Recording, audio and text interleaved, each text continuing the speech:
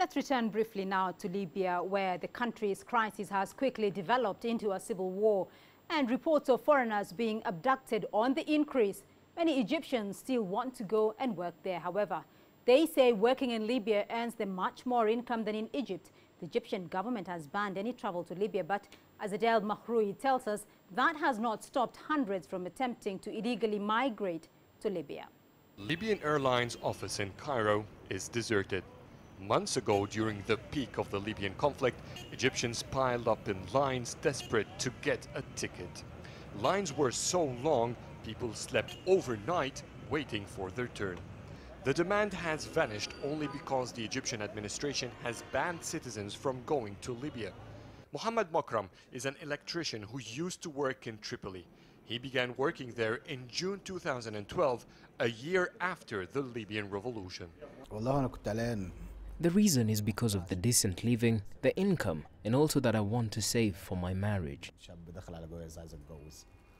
Makram came back to Egypt last November. Almost 6 months after his return, he has made up his mind to go back as soon as possible. He even considered illegal immigration.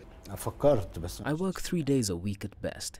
In Libya, I used to have $500 in savings, but now I barely cover my expenses.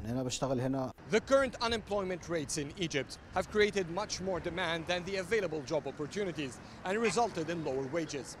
And as higher wages are the main reason why Makram and many more Egyptians seek to go to Libya by all means, it's also why many Egyptians decided to stay in Libya while the country's crisis got worse. I spoke to Ahmed Rushdie on the phone. He's a salesperson working in clothing in Tripoli.